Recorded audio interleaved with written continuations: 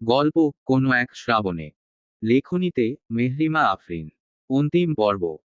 নতুন কিনে আনা ড্রেসিং টেবিলটি শুভ্রানীর ভীষণ পছন্দ হয়েছে। এতে তার চেহারা খুব ভালো দেখায়। পুরনো ড্রেসিং টেবিলের সামনে দাঁড়ালে তাকে জঘন্য দেখাতো। সে তার হাতে থাকা কলাপাতার রঙের জামাটা কাঁধের কাছে চেপে ধরে নিজেকে একবার আয়নায় দেখে নেয়।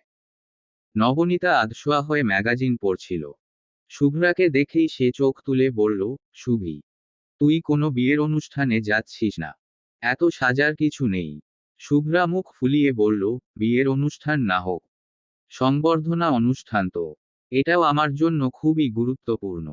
সে আবার নিজের কাজে মন দেয়। আবার কিছু একটা মনে পড়তেই পেছনে ফিরে বলল, তুমি রেডি হচ্ছ না কেন? নবনীতা আড়মোড়া ভেঙে অলস ভঙ্গিতে জবাব দেয়, হব। এখন ভীষণ আলসেমি লাগছে। তুই আগে রেডি হ। রেডি হয়ে আমাকে ডেকে দিস। শুভ্রা চোখ বাঁকিয়ে এক নজর তাকে দেখে। যে কোনো অনুষ্ঠানে যেতে নিলেই তার যত আলসেমি শুরু হয়। আজ তার সংবর্ধনা অনুষ্ঠান। কলেজ থেকে তাকে সংবর্ধনা দেওয়া হবে। কত মানুষ আসবে। শুভ্রার তো ভেবেই আনন্দ হচ্ছে। আর আপাইয়ের মাঝে কোনো উৎসাহ নেই এ নিয়ে। যখন থেকে সে শুনেছে অনুষ্ঠানের প্রধান অতিথি শাহরিয়ার আরহাম, তখন থেকে সে এমন একটা চেহারা বানিয়ে রেখেছে যেন এই অনুষ্ঠানটা কোনো অনুষ্ঠানের পর্যায়েই পড়ে না। তার না আছে কোনো আগ্রহ, না আছে কোনো চঞ্চলতা। অনুষ্ঠান ছিল বিকেল ৩টায়। নবনীতা আর শুভ্রার পৌঁছুতে পৌঁছুতে বেজে গেল ৩টা ২০। তারা যে সময় সেখানে গিয়ে পৌঁছুল, তখনই আরহামের গাড়িও সেখানটায় এসে থামল। কলেজের সামনে থাকা গার্ডরা এগিয়ে এসে চারদিক ঘিরে ধরল। একজন পাশ ফিরে নবনীতাকে দেখতেই কিছুটা বিরক্ত হয়ে বলল, আরে আপনি দূরে যান। দেখছেন না স্যারের গাড়ি আসছে। নবনীতা চোখ বড় বড় করে বলল, দূরে যাব মানে? আমরাও তো অনুষ্ঠানে এসেছি। আপনারা কি আমন্ত্রিত অতিথিদের সাথে এমন ব্যবহার করেন? এগুলো কেমন কথা? লোকটা তার কথায় ভ্রুক্ষেপ তো করলই না, উল্টো দ্বিগুণ বিরক্ত হয়ে বলল, অন্য কোথাও গিয়ে প্রতিবাদ করেন আপা। আমন্ত্রিত অতিথি আর প্রধান অতিথির মাঝে অনেক পার্থক্য আছে। যান সরেন আপনি। নবনীতা চোয়াল শক্ত করে সরে দাঁড়ায়। গার্ডরা ছুটে গিয়ে গাড়ির দরজা খুলে দেয়। গাড়ির ভেতর থেকে ফিটফাট বেশভূষায় বেরিয়ে আসে একজন যুবক। তার নাম শেখ শাহরিয়ার আরহাম। কলেজের প্রিন্সিপাল তাকে দেখতেই এগিয়ে এসে করমর্দন করলেন। কুশল বিনিময় করলেন। আরহামও হাসি মুখে তার সাথে টুকটাক কথাবার্তা বলল। কলেজের ভেতর যেতেই ছাত্রছাত্রীরা দুই দিক থেকে ফুল ছিটিয়ে তাকে স্বাগতম জানালো। আরহাম হাসি মুখে তাদের আপ্যায়ন গ্রহণ করল। এটাই তো তার প্রাপ্তি। তার পরিচিতি, সম্মান, মানুষের ভালোবাসা সবকিছুই তো তার কাছে দারুণ উপভোগ্য মনে হয়। অন্যমনস্ক হয়ে এদিক সেদিকে চোখ নিতেই সে দেখল দূরে একটা বিশালাকার জাম গাছের নিচে একটি মেয়ে দাঁড়িয়ে আছে। বরাবরের মতোই তার দুই হাত বুকে বাঁধা। দৃষ্টি শান্ত, মুখটা থমথমে।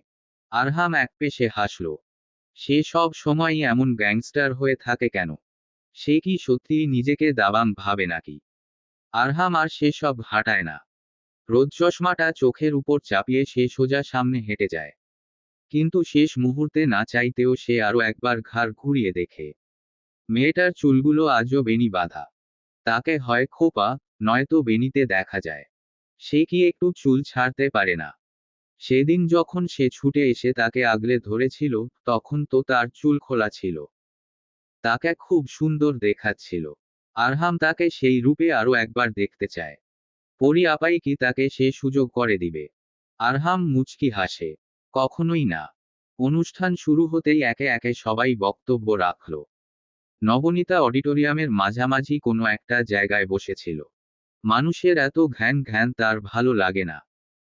আরহামকে যখন তার বক্তব্য রাখার জন্য মাইক্রোফোনের সামনে ডাকা হলো তখন নবনীতা তার কণ্ঠ নকল করে ন্যাকা সুরে বলল, আমি শেখ শাহরিয়ার আরহাম। আমার বাবা প্রয়াত সংসদ সদস্য শেখ আজিজ হোসেন। আমি খুব চালাকির সাথে জনগণের টাকা মেরে দিব। আর জনগণ টেরও পাবে না। তারা অবাক হয়ে বলবে এই সুন্দর ছেলেটা কত সুন্দর করে চুরি করে। হে হে হে, দেখছো আমি কত চালাক। শুভ্রা মুখ শক্ত করে তার দিকে তাকায়। প্রতিবাদ করে বলে, একদমই না। আরহাম ভাই সেরকম মানুষ না। সব নেতাই অমন হয় না। নবনীতা তার কথা গ্রাহ্য করল না। উল্টো গা ছাড়া ভাব নিয়ে বলল, হয়েছে হয়েছে। তোর আরহাম ভাই কত ভালো জানা আছে। মাত্র তো রাজনীতিতে আসল। বছর যেতেই দেখবি আমেরিকায় রাজপ্রাসাদ বানিয়ে ফেলেছে। এদের আমার চেনা আছে। সে নাক ছিটকে সামনে দেখে। নিজের কাজে সে মোটেই লজ্জিত না। শুভ্রা আর চিত্রার ওই লোকের জন্য একটু বেশি টান। এত টান থাকা ভালো না। মাঝে মাঝে তার নিন্দে করলে সেই টানে কিছুটা ভাটা পড়বে। সে সামনে তাকায়। কটমট চোখে আরহামকে দেখে। আরহাম মাইক্রোফোন হাতে নিয়েই বলল, আমি শেখ শাহরিয়ার আরহাম। আমার বাবা প্রয়াত সংসদ সদস্য শেখ আজিজ হোসেন। নবনীতা মুখে ওড়না চেপে কতক্ষণ হাসল। সে জানতো এই লোক মাইক পেলেই শুরুর 2 মিনিট বাপের কেচ্ছা শোনাবে। বা ভক্তপুত্র একদম। হঠাৎই কিছু মনে পড়তে নবনীতা একটু ভাবুক হলো। এর কি মানেই? সারাদিন বাবা বাবা করে, মায়ের কথা তো বলে না। মা কি বেঁচে আছে নাকি সেও প্রয়াত? নবনীতা আনমনে বিড়বিড় করে, মরে গেলে তো মুখ ফুটে বলার কথা। নিজের কথায় সে নিজেই লজ্জিত হয়। দ্রুত তওবা কাটে। তার সমস্যা আরহামের সাথে। খামোখা এখানে মা বাবাকে টেনে আনার কোনো মানে নেই। সে চটপট সংবর্ধনায় মন দেয়। আরহাম কথার ফাঁকেই তাকে একনজর দেখে। দেখতেই দ্রুত চোখ সরিয়ে নেয়। একে দেখলেই সে ভুলভাল কিছু বলে ফেলবে। আপাতত সেদিকে না দেখাই ভালো। সবার বক্তব্য শেষ হতেই সংবর্ধনা অনুষ্ঠানের মূল পর্ব শুরু হলো। শিক্ষা, ক্রীড়া, আবৃত্তি, সঙ্গীত, নৃত্য সব ক্যাটাগরিতেই পুরস্কারের ব্যবস্থা করা হয়েছে। নবনীতা মাথা নিচু করে নিজের হাতটা দেখছিল। সে আজকে ধূসর রঙের জামা পরেছে। বুকের উপর ফেলে রাখা ওড়নাটার রং কুচকুচে কালো। আজ তার অফিস নেই। তাকে ছুটি দেওয়া হয়েছে। সে মাঝে মাঝে অবাক হয়। যেদিনই তার কাজ থেকে সেদিনই কেন তাকে বিনা বাক্যে ছুটি দেওয়া হয়। এই অফিসের অথরিটি এত ভালো কেন? নবনীতা রোজ দোয়া করে, অফিসের সিইও যেন 100 বছর বাঁচে। মাইক্রোফোনে শিক্ষা ক্যাটাগরিতে পুরস্কার বিজয়ীদের নাম ঘোষণা করার সময় যখন ডাকা হলো, পুষ্পিতা নূর তুমি যেখানেই আছো, মঞ্চে আসো, তখনই নবনীতা নড়েচড়ে উঠে। দ্রুত হাতে থাকা মুঠোফোনটি উপরে তুলে ক্যামেরা অন করে। আনন্দে তার নিঃশ্বাস বন্ধ হয়ে যাচ্ছে। শুভ্রা ছুটে যায় মঞ্চের দিকে। নবনীতা শ্বাস আটকে দাঁড়িয়ে থাকে। তার চোখ আর্দ্র হয়। ছবিটা কত বড় হয়ে গেছে। সে দ্রুত ক্যামেরা তাক করে তার দিকে। আরহাম শুভ্রাকে দেখতেই উঠে দাঁড়ালো। একগাল হেসে বলল, কনগ্রেচুলেশনস শুভ্রা। জীবনে আরো অনেক দূর এগিয়ে যাও। জবাবে শুভ্রাও হাসল। স্বচ্ছ হাসি। স্টেজের সামনেই ক্যামেরাম্যান দাঁড়ানো ছিল। শুভ্রা আরহামের হাত থেকে পুরস্কার নিতে নিতে সেদিকে ফিরে হাসল। আরহামও সামনে দেখল। তবে তার দৃষ্টি অন্যদিকে। সে দেখছে অডিটোরিয়ামের মাঝামাঝি সারিতে দাঁড়িয়ে থাকা তরুণীটির দিকে। যে কিনা শুভ্রা আর আরহামের এমন হাসিখুশি মুখটা দেখেই তেলে বেগুনে জ্বলে যাচ্ছে। এমন ভাবে কটমট করে তাকাচ্ছে যেন আরহাম তার থেকে তার বোনদের কেড়ে নিচ্ছে। নবনীতা চোখ মুখ শক্ত করে কয়েকটা ছবি তুলল দুজনের। শুভ্রা আর চিত্রা এই লোককে মারাত্মক পছন্দ করে। অথচ নবনীতা ভেবে পায় না এর মধ্যে পছন্দ করার মতো কি আছে। এ তো একটা আস্ত ভণ্ড। সে যেটা দেখায় সেটা সে মোটেও না। নেতাদের সে ভালো করে চেনে। এদের মতো হিপোক্রেট আর দুটো নেই। জি ভাই। একদম অথেন্টিক নিউজ। ওই নবনীতা আরহামের কোম্পানির অফিসেই চাকরি নিয়েছে। পাশাপাশি এখন সে যে বাড়িতে থাকে, সেটার মালিকও আরহাম। মিলন কথা শেষ করেই উৎসুক চোখে সামনে তাকায়। ফাহাদ তখন তার বাড়ির ড্রয়িং রুমের ইজি চেয়ারে বসে দল খাচ্ছিল। মিলন থামতেই সে সরু চোখে বলল, ওই নবনীতা জানে এসব? না ভাই। তাকে বলা হয়েছে এ বাড়ি ভাড়ায় চলে। অফিসের এমপ্লয়ি হিসেবে তার জন্য কিছুটা কম রাখা হয়েছে ভাড়া। ফাহাদ কুটিল হাসল। পায়ের উপর পা তুলে ভরাট গলায় বলল, বাপরে। জল তাহলে এত দূর। সে থামে। পুনরায় নিজ থেকে বলে, আরহামকে আমি চিনি। অত দরদি তো সে না। অন্তত নিজের কোম্পানিতে কর্মচারী নিয়োগের ক্ষেত্রে সে কখনোই এত উদাসীন থাকে না। রাজনীতিতে সে ঘোড়ার আন্ডা, কিন্তু তার ব্যবসায়িক বুদ্ধি চমৎকার। সে খুব চুজি মানুষ। এত সহজে সে কখনোই কাউকে নিয়োগ দেয় না। তার মনে যে অন্য কিছু আছে তাতে কোনো সন্দেহ নেই। মিলন চাপা স্বরে বলল, ভাই আমার মনে হয় সে মেয়েটিকে পছন্দ করে। তার পার্সোনাল গাড়িটা প্রতিদিন ধানমন্ডি এরিয়াতে যায়। গিয়ে নবনীতা যেই বিল্ডিংয়ে থাকে সেই বিল্ডিংয়ের সামনে দাঁড়িয়ে থাকে। বাহ চমৎকার! এবার তো তাহলে একটা কেলো বাঁধাতেই হয় দেখছি। সে আয়েসি ভঙ্গিতে ইজি চেয়ারে দল খেতে খেতে বলল, আরহাম আজ কথায়। মিলন চট করে জবাব দেয়, সে তো আজ সিটি কলেজের অনুষ্ঠানে গিয়েছে। কথা শেষ করে সে আরেকটু এগিয়ে আসে। ফাহাদের কানের কাছে গিয়ে ফিসফিস করে, নবনীতাও আজ সেখানে আছে ভাই। কোকেইন, ম্যাথামফেটুমিন, অ্যাভানাফিলবহুল ব্যবহৃত তিনটি ড্রাগ। প্রথমটি নেশাদ্রব্য হিসেবে অহরহ ব্যবহৃত হয়। বাকি দুইটি নেশা দ্রব্য হিসেবে সুপ্রসিদ্ধ না হলেও নির্দিষ্ট ক্ষেত্রে এদের কার্যকারিতা যথেষ্ট ভালো। অ্যাভানাফিল ব্যবহৃত হয় উত্তেজনা বর্ধক হিসেবে। দীর্ঘদিন ডিপ্রেশন কিংবা মনোরোগে ভুগতে থাকা ব্যক্তিদের প্রফুল্ল রাখার জন্য এবং আনন্দদায়ক অনুভূতি তৈরি করার জন্য ম্যাথামফেটুমিন ব্যবহার করা হয়। এরা প্রত্যেকেই সুনির্দিষ্ট কাজে ব্যবহৃত হলেও সুস্থ স্বাভাবিক মানুষের শরীরে এরা কাজ করে অন্যভাবে। এদের প্রভাবে স্নায়ু কিছু সময়ের জন্য অবশ হয়ে যেতে পারে, ব্যক্তি নিজের ইচ্ছার বাইরে গিয়ে অযোচিত কাজ করতে পারে, কখনো আবার নিজের ফিজিক্যাল নিডসগুলো প্রকট আকারে প্রকাশ করে ফেলতে পারে। বিকেলের দিকে যখন আরহাম সহ বাকি অতিথিদের জন্য শরবত বানানো হলো তখন নাফিজ প্রিন্সিপালের রুমে ছুটে গিয়ে বলল ট্রেটা সে নিয়ে যেতে চায়। সে নিজেও কলেজের স্টুডেন্ট। তার কথা শুনে বিনা কোনো প্রশ্নের তার হাতে শরবতের গ্লাস সাজানো ট্রেটা তুলে দেওয়া হলো।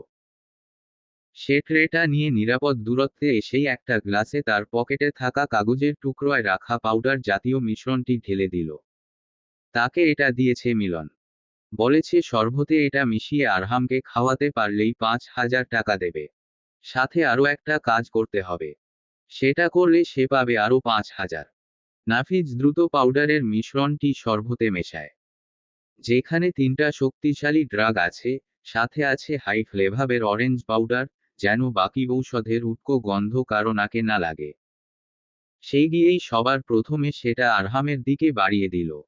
আরহাম সেটা হাতে নিয়েই ঢক ঢোক করে একটানে খেয়ে শেষ করল। তার সত্যিই ভীষণ তেষ্টা পেয়েছিল। খাওয়া পর্যন্ত সবকিছু ঠিকই ছিল। বিপত্তি বাধে একটু পরে। আরহামের পায়ে তার হাত কাঁপছে। গলা শুকিয়ে যাচ্ছে। অডিটোরিয়ামের এসির বাতাসেও তার পুরো শরীর ঘেমে যাচ্ছে। পরিস্থিতি টের পেয়েই সে তোরাক করে উঠে দাঁড়ায়। তার পাশাপাশি চেয়ারে থাকা ভদ্রলোক ব্যস্ত হয়ে জানতে চায়, কি হয়েছে? আপনি ঠিক আছেন? আরহাম পকেট থেকে টিস্যু বের করে মুখ মুছে। সে ঠিক নেই। তার ভেতর অদ্ভুত কিছু একটা ঘটে যাচ্ছে। তার দাঁত কিরমির করছে। নিষিদ্ধ অনুভূতি তাকে জেঁকে ধরেছে। সে আঁতকে উঠে। কি হচ্ছে এসব তার সাথে? এমনটা কেন হচ্ছে? He is not drunk. Even he never does. তাহলে? সে দ্রুত ঢোক গিলে গলা ভিজায়। নিজের 2 হাত শক্ত করে মুঠ করে বলে, প্লিজ আমাকে কি কোনো খালি রুমে থাকতে দিবেন কিছুক্ষণের জন্য? I am not feeling okay. একজন কর্মচারী তক্ষুনি তাকে কলেজের টিচার্স রুমে নিয়ে গেল। আরহাম সেখানে গিয়ে একটা সোফাতে বসেই বলল, প্লিজ এসিটা ছেড়ে দিন আর আমার জন্য কড়া করে 1 কাপ কফি বানিয়ে আনুন। প্লিজ। মধ্যবয়স্ক লোকটি চুপচাপ চলে গেল। আরহাম শক্ত করে নিজের মুখ চেপে ধরল। কতক্ষণ নিজের চুল নিজে টানল। তার অসহ্য রকম অনুভূতি হচ্ছে। সে নির্ঘাত কোনো একটা ভুল করে ফেলবে এখানে থাকলে। 2 মিনিট অতিবাহিত হতেই সে বুঝল কফির অপেক্ষায় বসে থাকাও তার জন্য সম্ভব না। সমস্ত শরীর, এমনকি অনুভূতিটুকুও তার নিয়ন্ত্রণে নেই। কাপা হাতে সে ড্রাইভারকে কল দিল। তার পক্ষে এখানে থাকা সম্ভব না। সে টেনে টেনে আরেকটু শ্বাস নেয়। সোফার কুশন খামচে ধরে ঠোঁট কামড়ে পড়ে থাকে চুপচাপ। এদিকে কেউ নেই। সবাই অডিটোরিয়ামে। হঠাৎই তার ঘরের দরজা খুলে একটি মেয়ে হনহনিয়ে ভেতরে আসে। কাঠোকাঠ স্বরে জানতে চায়, সমস্যা কি আপনার? আমায় ডেকেছেন কেন? হ্যাঁ। আরহাম মাথা তুলে ধরফরিয়ে উঠে বলে, তুমি? নবনীতা চুপচাপ তার চেয়ারে বসেছিল। শুভ্রা তখন অন্য সারিতে তার বান্ধবীদের সাথে কথা বলছিল। তখনই একটি ছেলে এসে খুব বিনয়ী স্বরে বলল, আপু আপনি কি নবনীতা? নবনীতা আর চোখে তার দিকে তাকায়। গাঢ় স্বরে বলে, জি আমি নবনীতা। কেন, কি হয়েছে? ছেলেটা কোমল গলায় বলল, আসলে আরহাম ভাই আপনাকে ডেকেছেন। বলেছেন একটু টিচার্স রুমে যেতে। তার কথা শুনেই নবনীতা তেতে উঠল। কাঠখোট্টা স্বরে বলল, কেন? কেন যাব আমি? আমি কি উনার চাকর লাগি? ছেলেটা চমকালো কিছুটা, কিন্তু হাল ছাড়ল না। এগিয়ে এসে বলল, আমি তো কিছু জানি না আপু। আপনি একটু গিয়ে দেখলে ভালো হতো। নবনীতা তিরিক্ষি মেজাজে উঠে দাঁড়ায়। বিরক্ত হয়ে জানতে চায়, কোথায় টিচার্স রুম? ছেলেটি আঙুল তুলে অডিটোরিয়ামের সামনের বিল্ডিংটা দেখায়। নবনীতা পার্স হাতে নিয়ে চোখ মুখ কুঁচকে দ্রুত সেদিকে পা বাড়ায়। সে চোখের আড়ালে যেতেই নাফিজ দ্রুত ফোন বের করে একটা নম্বরে কল করে। রিসিভ হতেই তাড়াহুড়ো করে জানায়, কাজ হয়ে গেছে ভাই। এখন শুধু দরজা বন্ধ করে লোক ডাকার পালা। নবনীতা তার কথা শেষ করে এক কদম এগিয়ে আসতেই সশব্দে টিচার্স রুমের দরজা বন্ধ হয়ে গেল। হঠাৎ আওয়াজে নবনীতা কেঁপে উঠল। পেছনে ফিরে বলল, কি আশ্চর্য! দরজা বন্ধ করল কে? নবনীতা। ঘোর লাগা কণ্ঠে ডাক দেয় আরহাম। নবনীতা সোজা হয়ে তার দিকে দেখে। নাক মুখ খিচে বলে, সমস্যা কি? কি হয়েছে? আরহাম টলমল পায়ে উঠে দাঁড়ায়। নবনীতা তার উদ্ভ্রান্ত কদম দেখতেই সন্দিহান চোখে বলে, আর ইউ ড্রাঙ্ক? আরহাম সেই কথা গায়ে মাখে না। সে একটানে নবনীতাকে তার মুখোমুখি এনে দাঁড় করায়। নেশাক্ত কণ্ঠে বলে, no I am not drunk, but I am in love. Nabanita এক ধাক্কায় তাকে নিজের কাছ থেকে সরিয়ে দেয়। রক্তিম চোখে চিবিয়ে চিবিয়ে বলে, একটা চর দেব ধরে। নেশাখোর একটা। মদ খেয়ে মাতলামি করছে। আজ আর তার চোখ রাঙানিতে কোনো কাজ হয়নি। আরহাম পুনরায় হ্যাঁচকা টানে তাকে নিজের কাছে আনল। নবনীতাকে চূড়ান্ত রকমের বিস্মিত করে সে নবনীতার কপালে অধর ছোঁয়াল। নবনীতা তার এই আচরণে এতটাই স্তব্ধ হলো যে সে নড়ে গিয়ে নিজেদের দূরত্বটুকু বাড়ানোর মতো স্বাভাবিক কাজটুকুও তার দ্বারা হলো না। সে পাথরের মূর্তির ন্যায় ঠায় দাঁড়িয়ে রইল। আরহাম ঝুঁকে এসে তার মাথাটা নবনীতার কাঁধে রাখল। তার দুই হাত চেপে ধরে জড়ানো গলায় বলল, you are looking so stunning. তোমাকে ভীষণ ভালো দেখাচ্ছে পরি। আমার তোমাকে ভীষণ চুমু খেতে ইচ্ছে হচ্ছে। নবনীতা হকচকিয়ে ওঠে। এই লোক এসব কি বলছে? উনার কি মাথা খারাপ হয়ে গেছে? সে এবার নিজেকে তার কাছ থেকে ছাড়ানোর চেষ্টা করল। আরহাম তার দুই হাত আরো শক্ত করে চেপে ধরল। ঘোরলাগা গলায় বলল, প্লিজ ডোন্ট গো পরি। ঠিক তখনই খটখট শব্দে টিচার্স রুমের দরজা খুলে যায়। নবনীতা হতভম্ব হয়ে দেখে কলেজ অথরিটির কিছু মানুষ, সাথে কয়েকজন শিক্ষক দরজার সামনে এসে ভিড় করেছে। তারা তাদের দেখছে। তাদের দৃষ্টিতে বিস্ময়। নবনীতার দৃষ্টিতে যতখানি বিস্ময়, ঠিক ততখানি বিস্ময়। নবনীতা গায়ের সর্বোচ্চ শক্তি দিয়ে তাকে ধাক্কা দিল। আরহাম তাল হারিয়ে পুনরায় সোফায় গিয়ে ধপ করে বসে পড়ল। তার দৃষ্টি ঘোলাটে। সে কি করেছে এতক্ষণ সে নিজেও জানে না। নবনীতা নিজের পরনের জামাটা শক্ত করে খামচে ধরে। ভীতু চোখে তার সামনে দাঁড়ানো মানুষগুলোর নোংরা দৃষ্টি দেখে। গলার কাছে দলা পাকানো কান্নাটুকু গিলে নেয়। তারপরে কোনো দিক না দেখে এক ছুটে বেরিয়ে যায় টিচার্স রুম থেকে। তার চোখ ছাপিয়ে জল এসে যাচ্ছে। লোকজন তাকে বাজে চোখে দেখছে। অথচ নবনীতা নিজেও জানে না একটু আগে এসব কি হয়েছে, কেন হয়েছে। নবনীতা তার ফ্ল্যাটে এসেই এক দৌড়ে নিজের ঘরে গেল। দরজা বন্ধ করে দীর্ঘ সময় সে দরজার সাথে ঠেস দিয়ে বসে থাকল। পুরো রাস্তা যে কান্না সে আটকে রেখেছিল, দরজা বন্ধ করার সাথে সাথেই সেটা বাঁধ ভাঙা জলের মতো তার চোখ ছাপিয়ে গাল পর্যন্ত নেমে এলো। সে এতটাই উদ্ভ্রান্তের মতো ছুটে এসেছে যে শুভ্রাকে সাথে আনার কথাও তার মাথায় ছিল না। ঘরের বাইরে শুভ্রার কণ্ঠ শোনা যাচ্ছে। নবনীতা তবুও দরজা খুলল না। ঘড়ির কাঁটা তখন সন্ধ্যা 7টা ছুঁয়েছে কেবল। নবনীতা চোখ মুছে তার কপালে হাত ছোঁয়ায়। এখানটায় তো ওই লোকটা চুমু খেয়েছিল, তাই না? সেই দুই হাঁটুতে মুখ গুজে আবারও কিছুক্ষণ কাঁদল। সে এখন কি করবে? নিশ্চয়ই এই খবর মানুষের কাছে দাবানলের মতো ছড়িয়ে যাবে। এরপর এরপর কি হবে? ঘণ্টাখানেক সেভাবেই বসে থাকার পর সে উঠে দাঁড়ায়।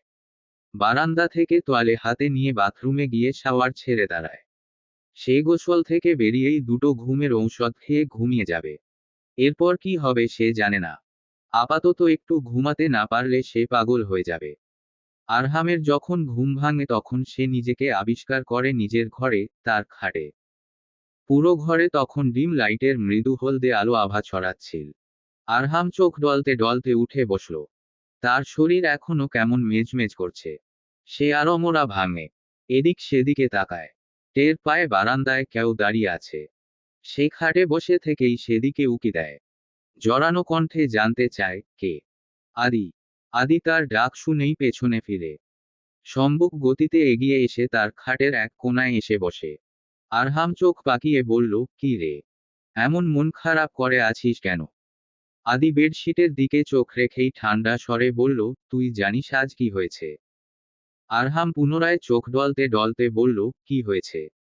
আদি আগের চেয়েও শীতল কণ্ঠে উত্তর দেয়, তুই আর নবনীতা সিটি কলেজের টিচার্স রুমে ছিলি। তুই তাকে জড়িয়ে ধরেছিস। কলেজের টিচার আর অথরিটি নিজ চোখে সবটা দেখেছে।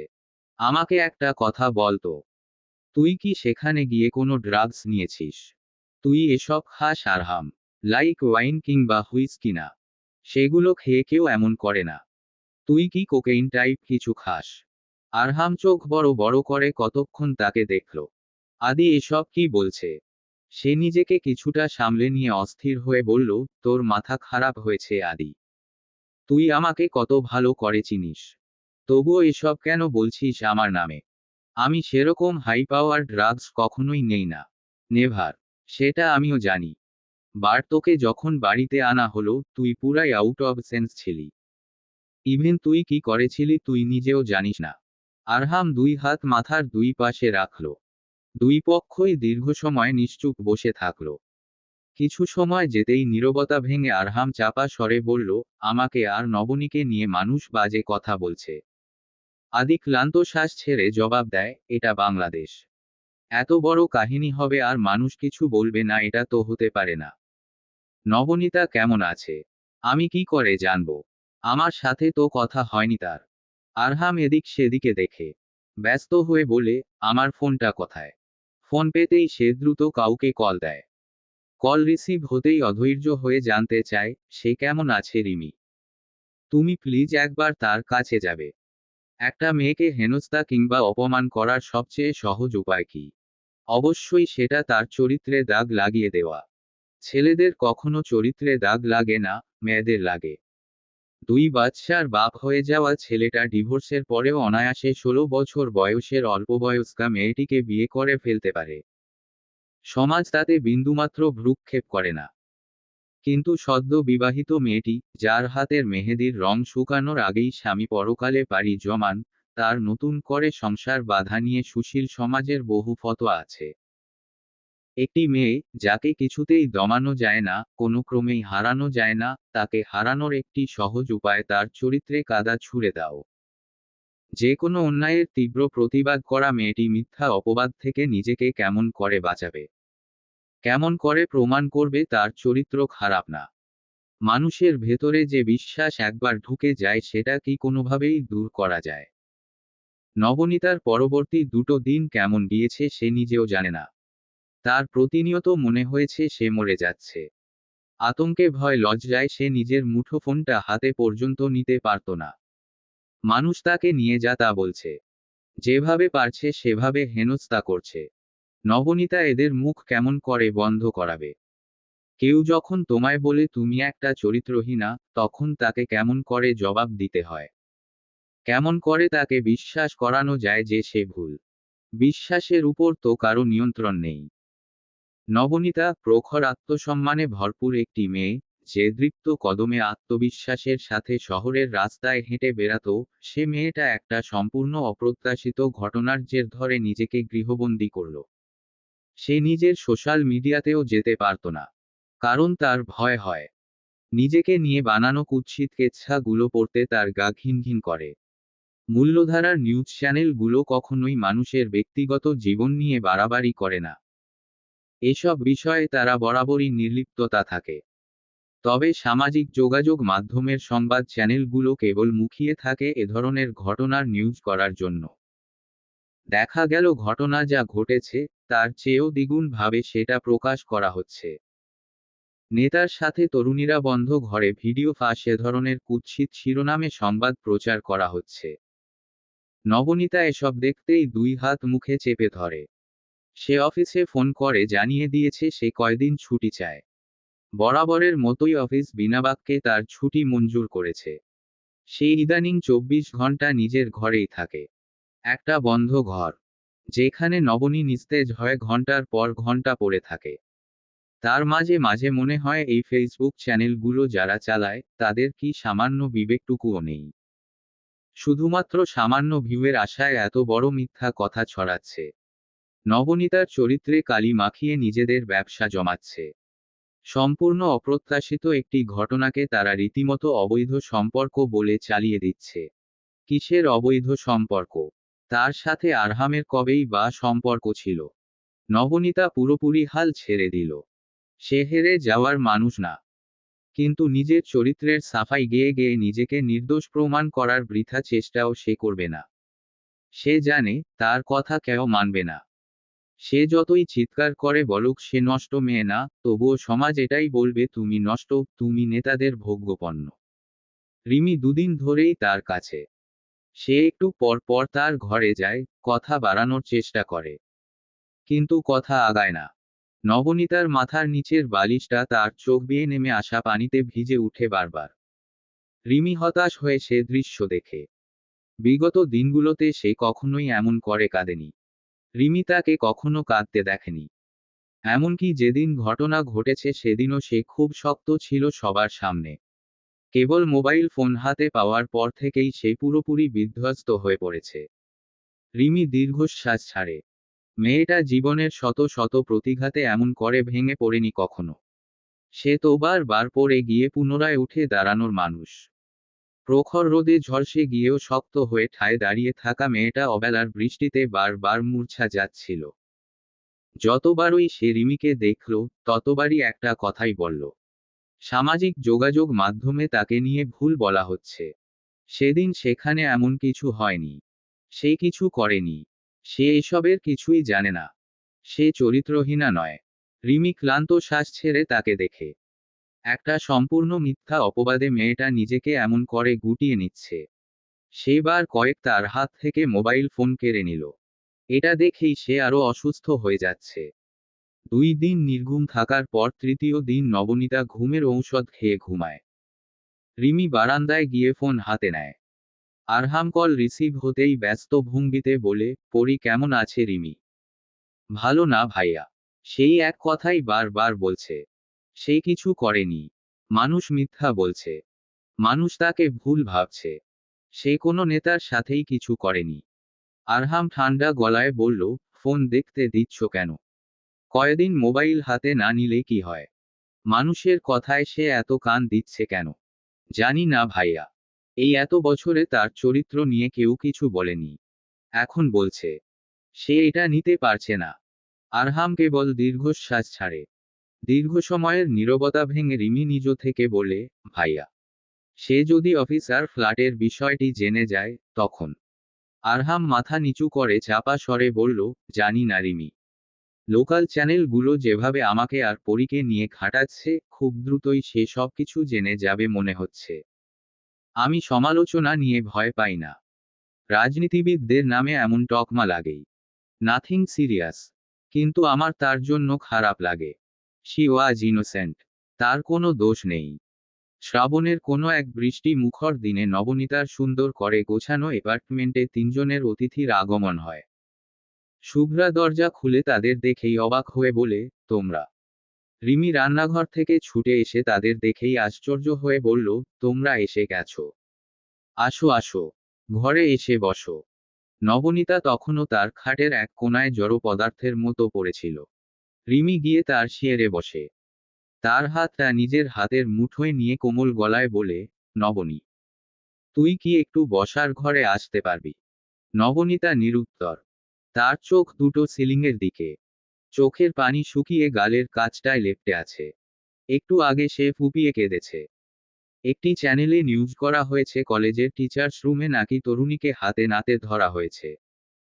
এটা দেখার পর নবনীতা বালিশে মুখ চেপে গলা ছেড়ে চিৎকার করেছে কতক্ষণ। হাতে নাতে।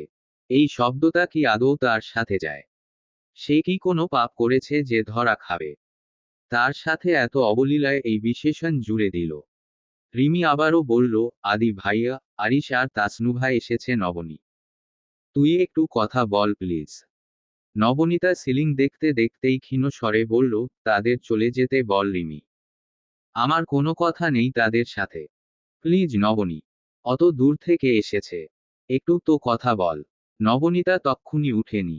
আরও কিছু সময় শুয়ে থেকে সে অবশেষে উঠে বসে। শুভ্রার সংবর্ধনা অনুষ্ঠানের আগের দিন সে সোফা কিনেছিল।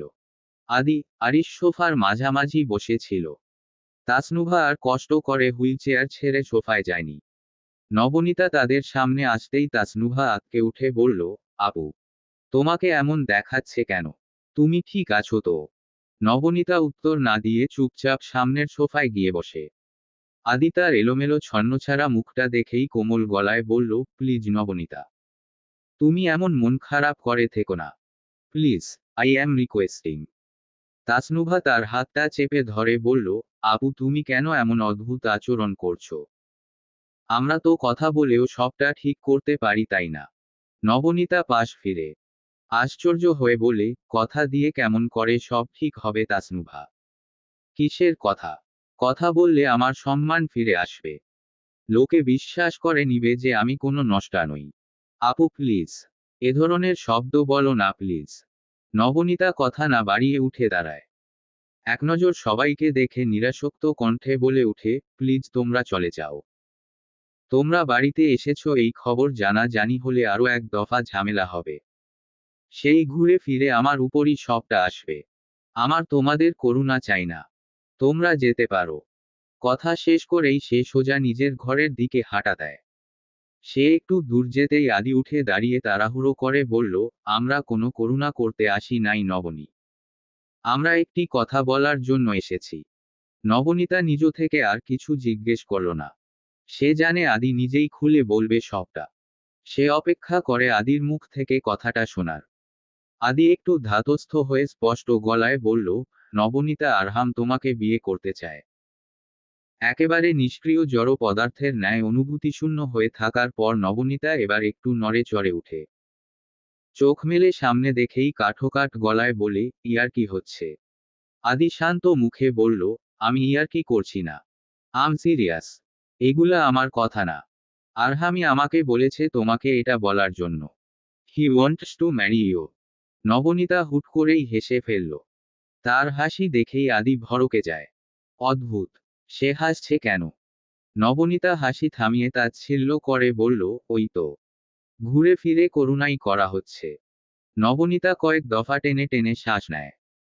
নিজেকে একটু সামলে নিয়ে সে চোখ মুখ শক্ত করে বলল, আপনার বন্ধুকে বলবেন নবনীতা এত পচে যায়নি যে লোকের নিন্দে থেকে বাঁচতে তার মতো উচ্ছন্নে যাওয়া মানুষের সাথে বিয়ে করবে। আমার জীবনে খারাপ সময় যাচ্ছে। সেই খারাপ কেটে যাবে। কিন্তু নিজের জীবনকে তার মতো লোকের সাথে জড়িয়ে আমি সারা জীবন এভাবে কাঁদতে পারবো না। সে কথা শেষ করে আর জবাবের অপেক্ষা করে না। সোজা হেঁটে পা বাড়ায় নিজের ঘরের দিকে। ওই লোক এখন করুণা দেখাচ্ছে। মহান সাজার ভণ্ডামি করছে। আদি অবশ্য হাল ছাড়েনি। সে সেদিন সাদেক সাহেবের সাথে ঘণ্টা খানেক কথা বলল। কথা শেষে লিভিং রুমে এসেই আরিশ আর তাসনুভাকে নিয়ে বেরিয়ে গেল। রিমি দরজা বন্ধ করেই শুভ্রার দিকে তাকায়। এই কদিনে নবনীতার সাথে সাথে সেও কেমন চুপ বসে গেছে। রিমি রান্নাঘরে যেতে যেতে আদুরে গলায় বলল, কিছু খেয়ে নাও শুভি। শরীর খারাপ করবে না হয়। ডেস্ক ক্যালেন্ডারে আরও 4টে দিনের সমাপ্তি হয়েছে। কয়েকদিনের টানা বৃষ্টি শেষে ঝলমলে রোদ্দুর উকি দিয়েছে মেঘের আড়াল থেকে। এমনই এক রৌদ্রোজ্জ্বল দিনে নবনীতা লম্বা গোসল শেষে খুবই প্রাণবন্ত মুখে আলমারির তাক থেকে নিজের বাইরে পরার একটি জামা বের করল। তাকে দেখাচ্ছে খুবই স্বাভাবিক, সেই সাথে ভীষণ হাস্যোজ্জ্বল। টানা এক সপ্তাহ নিজেকে ঘরের ভেতর বন্দি রাখার পর নূর আহমেদের সাহসী মেয়েটি সিদ্ধান্ত নিয়েছে সে আর নিজেকে লুকিয়ে রাখবে না। সে মুখোমুখি হবে। সবকিছুর মুখোমুখি হবে। হাসি মুখে জীবনের সকল সংঘাত সে মোকাবিলা করবে। লোকে বললেই কি সে খারাপ হয়ে গেছে নাকি? লোকে তো কত কথাই বলে। নবনীতা সাহসী। সে কেন এসবে মূর্ছা যাবে? সে ভেবে নিয়েছে এসব আর সে গায়ে মাখবে না। সব অপবাদ গায়ে মাখলে একসময় দেখা যাবে লোকে বলছে নবনীতা খুনি। তখন কি সে সেটা মেনে নিয়ে নিজেকে গৃহবন্দী করবে? না, কক্ষনো না।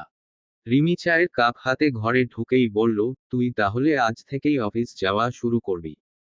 নবনীতা হাসি মুখে বলল, উহু, আজ থেকে নয়, কাল থেকে। তাহলে রেডি হচ্ছিস যে?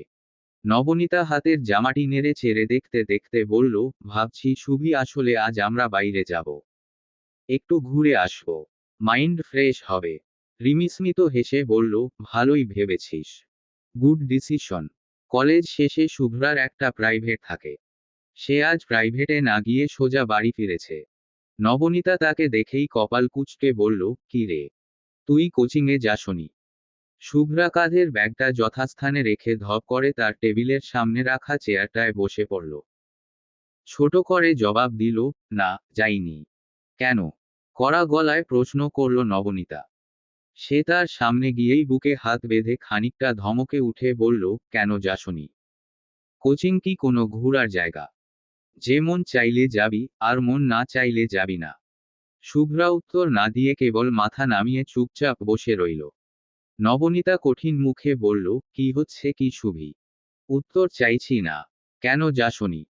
শুভ্রা শেষ পর্যন্ত অধৈর্য হয়ে বলল, যাইনি কারণ গেলেই বাজে কথা শুনতে হয়। ওসব কথা আমি নিতে পারি না। নবনীতা 2 কদম পিছিয়ে গেল। ভাঙা গলায় বলল, কি বলে শুভি? কি বাজে কথা বলে? শুভ্রা বড় করে শ্বাস ছেড়ে জবাব দেয়, ছাড়ো এসব। কাল থেকে মিস দিব না প্রাইভেট। নবনীতা অস্থির হয়ে বলল, শুভ্রা আমার কথার উত্তর দে। কি বলে তারা? বল আমাকে। কিছু না আপাই। তুমি যাও। তুমি জেনে কি করবে? শুভি। বলতে বলেছি না। শুভ্রার ধৈর্যচ্যুতি ঘটল। সে চেয়ার থেকে উঠে দাঁড়িয়ে এক প্রকার চেঁচিয়ে উঠে বলল, শুনতে চাও তারা কি বলে? তারা বলে আমি নাকি শাহরিয়ার আরহামের প্রেমিকা নবনীতার বোন। আমার বোনের সাথে আরহামের বহুদিনের অবৈধ সম্পর্ক। আমার বোন দেখতে হেব্বি সুন্দর। সেই শরীর দিয়েই সে শাহরিয়ার আরহামকে কাবু করেছে। আরহাম জাস্ট তাকে ভোগ করে, কিন্তু বিয়ে করে না। শুভ্রার প্রতিটা বাক্য নবনীতার বুকে গিয়ে বিঁধল ধারালো কোনো তীরের মতো। তার মনে হচ্ছে তার হৃদযন্ত্রে কেউ ছুরি বসিয়ে বারংবার তাতে আঘাত করছে। তার চোখ ছলছল করে ওঠে। সে কাপা কণ্ঠে বলে, শুভি, আমাকে বলে কোনো লাভ নেই আপাই। মানুষ এটাই ভাবে। আমার কলেজের প্রতিটা মানুষ এটাই ভাবে তোমাদের মধ্যে খুব ঘনিষ্ঠ সম্পর্ক। তোমাদেরকে তো বহুবার একসাথে দেখা গিয়েছে। তুমি হচ্ছ তার প্রেমিকা, যাকে সে কোনোদিনই বিয়ে করবে না। শুভি, তুই তো জানিস এগুলো সব মিথ্যা। তাহলে কেন তাদের মুখের উপর কোনো জবাব দিলি না? শুভ্রা এক হাত সামনে তুলে তাকে থামিয়ে দিয়ে বলল, থাক আপাই। হয়েছে। এত শত মানুষের মুখের উপর জবাব দেওয়ার গাটস আমার নেই। আমি কয়জনের মুখ বন্ধ করাবো বলো? আমার পক্ষে তোমার মতো এত সাহসী হওয়া সম্ভব না। ক্ষমা করবে আমায়। তুমি তোমার প্রতিবাদ চালিয়ে যাও। আমি পারবো না। শুভ্রা থামল। কয়েকবার শ্বাস ছেড়ে পুনরায় বলতে লাগলো, তোমার তো কোনো সমস্যা নেই আপাই। তোমার সামনে তো কেউ কিছু বলে না। বলে তো সবাই তোমার পেছনে। সেগুলো আমাদের শুনতে হয়। তোমার কি? তুমি তো দিব্যি সুখে আছো। নবনীতা নির্বাক হয়ে কেবল তার কথা শুনল। এত জোর গলায় শুভি তার সাথে কথা বলছে। তার বোন শুভ্রা তাকে এমন করে বলছে। নবনীতাকে চূড়ান্ত রকমের হতবাক করে দিয়ে শুভ্রা তার তর্জনী নবনীতার দিকে তাক করে বলল, তুমি জানো আপাই তুমি যে মাঝে মাঝে অতিরিক্ত জেদ ধরো। আরহাম ভাইয়ের সাথে বিয়েতে রাজি হলে কি এমন হতো? তুমি মরে যেতে। ভাইয়া তোমায় জানে মেরে ফেলতো। না, কিছুই হতো না। মাঝখানটায় আমি, মামা, চিত্র আমরা সবাই বেঁচে যেতাম। কিন্তু না, তুমি তো জেদ ধরবেই। তেজ তো তুমি দেখাবেই। তোমার এই ইগো আর তেজের কারণে তুমি বিয়েটা ভেঙে দিলে। যাও, একটু সবকিছু ঠিক হওয়ার সম্ভাবনা ছিল, তুমি সব ভেস্তে দিয়েছ। খুব ভালো করেছ। তুমি জিতে গেছো আপাই। কিন্তু কখনো সময় পেলে আমাদের কথাও ভাববে আপাই। আমরা কোনো কুকুর বিড়াল না। আমাদেরও একটু শান্তিতে রাস্তাঘাটে যাওয়ার অধিকার আছে। আমরাও শুভ্রা কথা শেষ করার আগেই নবনীতা গায়ের সর্বশক্তি দিয়ে তার গালে একটা চড় বসায়। শুভ্রা ধাতস্থ হওয়ার আগেই সে তাকে আরো একটা চড় দেয়। রিমি আওয়াজ শুনেই হন্তদন্ত হয়ে ছুটে এলো। নবনীতা তাকে তৃতীয়বার প্রহার করার আগেই রিমি তাকে শক্ত করে জাপটে ধরল। এক প্রকার ধমকে উঠে বলল, কি করছিস এসব? তোর কি মাথা নষ্ট হয়ে গেছে নবনীতা? তুই শুভ্রাকে মারছিস? নবনীতা নিজেকে ছাড়িয়ে নিতে নিতে চিৎকার করে বলল, আমি ঠিক আছি রিমি। আমি খুব ঠিক আছি। আমার চোখের সামনে একটা বেঈমান দাঁড়িয়ে আছে। নিজে না খেয়ে ওই বেঈমানকে খাইয়েছি। নিজের ভাগের খাবার সব ওই বেঈমানকে দিয়েছি। নিজে ঔষধ কিনি না, কিন্তু বোনের টিউশন ফি মিস যায় না। সেই বোন আমাকে সুন্দর প্রতিদান দিয়েছে। সে জানতে চাইছে আমি কি করেছি। শুভ্রা সাথে সাথে বিরোধ করে বলল, মিথ্যে কথা। আমি সেটা বলিনি একবারও। নবনীতা ছুটে গিয়ে তাকে আরেকটা চড় মেরে দাঁতে দাঁত পিষে বলল, একদম চুপ। একদম মেরে ফেলবো বলে দিলাম, মুখের উপর তর্ক করলে। আমি মিথ্যেবাদী তাই না? বেয়াদব কোথাকার! তুই আর কোনোদিন আমাকে বোন ডাকবি না। যা, চোখের সামনে থেকে দূর হ। রিমি নবনীতার দুই কাঁধে হাত চেপে শুভ্রার কাদো কাদো মুখটা দেখেই তড়িঘড়ি করে বলল, আচ্ছা সুমি, তুমি এখন অন্য রুমে যাও আপু। তোমার আপাই একটু শান্ত হোক। তুমি আপাতত যাও আপু। শুভ্রা চোখ ভর্তি পানি নিয়েই সেখান থেকে চলে গেল। সে যেতেই নবনীতা কাঁপতে কাঁপতে বলল, মানুষ ঠিকই বলে, মা বাপ ছাড়া দুনিয়াতে কেউ কারো আপন না। সব ওই ঘুরে ফিরে নিজের স্বার্থই দেখে। নবনীতা, তুই দিন দিন মেন্টালি সিক হয়ে যাচ্ছিস। এই নবনীতা আর সত্যিকারের নবনীতার মাঝে অনেক তফাৎ। তুই ইদানিং অস্বাভাবিক আচরণ করছিস। নবনীতা তার কথা শুনেই মুখ শক্ত করে বলল, আমি এমনই। ভালো লাগলে থাক, নয়তো যা। আমার তোদের কাউকে প্রয়োজন নেই। রাত 8টার পরে সাদেক সাহেব রিমিকে দিয়ে নবনীতাকে তার ঘরে ডেকে পাঠালেন। নবনীতা ঘরে এসেই তাকে সালাম দিল, স্মিত হেসে তার পাশ ঘেঁষে বসল। সাদেক সাহেব হাসি মুখে বললেন, কেমন আছিস পরি? নবনীতা জোরপূর্বক হেসে জবাব দেয়, আলহামদুলিল্লাহ ভালো। সাদেক সাহেব একটু হাসলেন। কোমল গলায় ডাকলেন, পরি। নবনীতা তপ্ত শ্বাস ছাড়ে।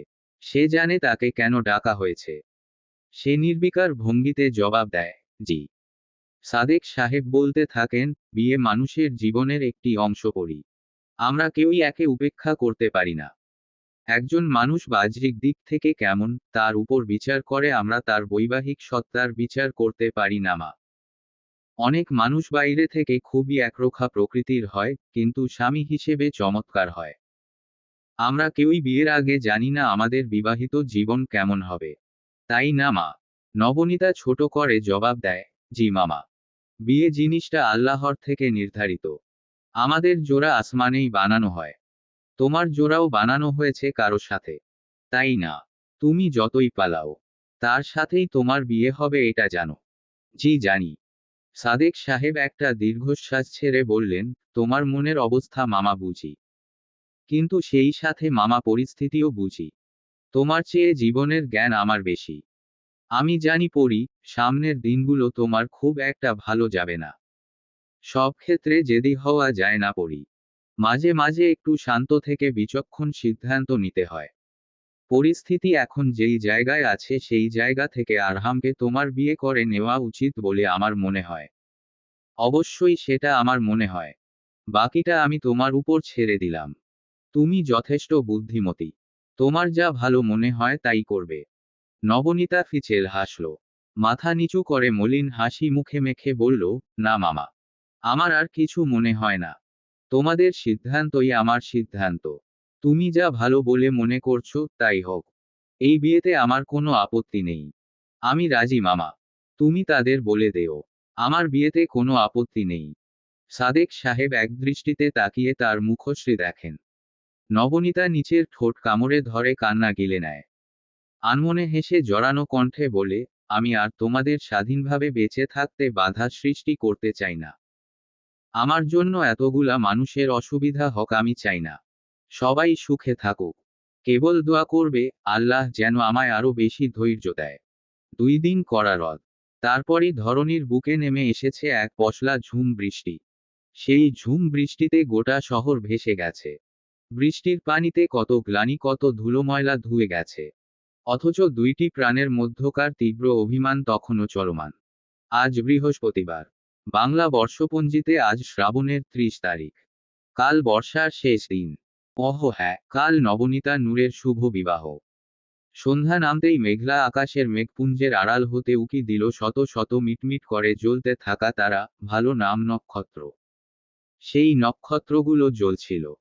সেই দীপ্তিমান নক্ষত্রগুলোকে দেখে শুভ্রাণী মলিন মুখে একটা দীর্ঘশ্বাস ছাড়ে। কাল আপাইয়ের বিয়ে। আপাই আর তাদের থাকছে না। বিয়ের পর কাগজে কলমে সে শাহরিয়ার আরহামের স্ত্রী হয়ে যাবে। তখন তার একটা নতুন জীবন শুরু হবে। নিশ্চয়ই সে জীবনে শুভ্রা আর চিত্রার এখনের মতো এত অধিকার থাকবে না। এখনের মতো আপাই আর 24 ঘন্টা তাদের নিয়ে ভাববে না। শুভ্রা আলগোছে চোখ মুছে। আপাই কাল থেকে শুরু করে সকাল বিকাল সারাক্ষণ চিত্রাকে জড়িয়ে ধরে বুকের সাথে মিশিয়ে রাখে। অথচ শুভ্রাকে দেখতেই এড়িয়ে যায়। চিত্রাকে সে মন ভরে আদর করে, কিন্তু শুভ্রা সামনে আসতেই সে না দেখার ভান করে পাশ কাটিয়ে যায়। অবহেলার মতো তীব্র যন্ত্রণা শুভ্রাণী তার জীবনে আর দুটি পায়নি। এই নতুন শব্দের সাথে সেই গত 2 দিনে পরিচিত হয়েছে। আপাই তাকে অবহেলা করছে। শুভিকে অবহেলা করছে তার আপাই। শুভ্রা। ছাদের দরজা থেকে ডাক দিল রিমি। দ্রুত এগিয়ে এসে পাশে দাঁড়ালো। শুভ্রা 2 হাত ছাদের রেলিংয়ে রেখে ঘাড় কাত করে তাকে দেখল। রিমি তাকে দেখতেই আঁতকে উঠে বলল, সে কি? তুমি কাঁদছিলে? শুভ্রা দ্রুত মাথা নাড়ে। রিমি মন খারাপ করে বলল, এদিকে তুমি কাঁদছো, ওইদিকে তোমার বোন। কাল তার বিয়ে। তোমরা যদি এখন এমন করো তাহলে কেমন করে হবে শুভি? শুভ্রা চোখ মুছে আর্দ্র গলায় বলে, আমি আপাইয়ের কাছে মাফ চেয়েছি আপু।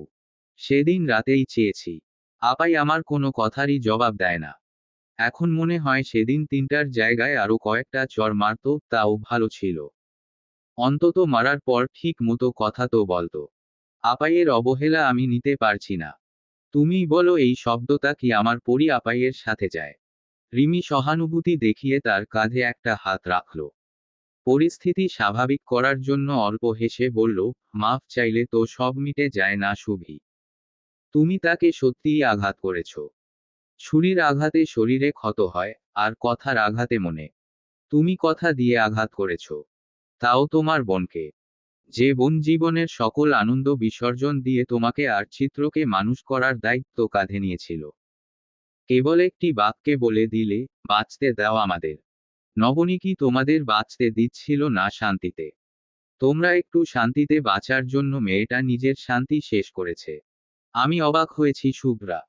যেই নবনীতার বোনদের প্রতি ভালোবাসা দেখে আমি তাকে ভালোবেসেছি, সেই নবনীতার বোন হয়ে তুমি এই কাজ কেমন করে করলে? সে তোমার পরি আপাই ছিল। যেই আপাইয়ের নিজের বলতে কেবল তুমি আর চিত্রই ছিলে। রিমি থামল। টের পেল শুভ্রার শরীর কাঁপছে। একটু সময় গড়াতেই সকল নীরবতাকে ছাপিয়ে শুভ্রা ঝড়ো করে কেঁদে ফেলল। দুহাত মুখে চেপে অস্ফুট স্বরে বলল, সেভাবে বলতে চাইনি আপু। কসম করে বলছি। বলতে চেয়েছিলাম একভাবে, বলে ফেলেছি আরেকভাবে। আমি আপাইকে কষ্ট দিতে চাইনি। সত্যি বলছি। আমি মুখ ফসকে যা তা বলেছি। শুভ্রা থামল। কান্নার দরুন তার হেঁচকি উঠে গেছে। সে নিজেকে একটু সামলে নিয়ে বলল, কলেজে ব্যাচমেটরা ভীষণ নোংরা কথা বলে আপাইকে নিয়ে। তারা বলে আরহাম ভাই অনেক বড়লোক। তাই আপার সাথে সময় কাটাতো। কিন্তু সে তো আর আপাইকে বিয়ে করবে না। কিন্তু তারা তো জানে না আমার বোনই আরহাম ভাইয়ের সাথে বিয়েটা বাতিল করে দিয়েছে।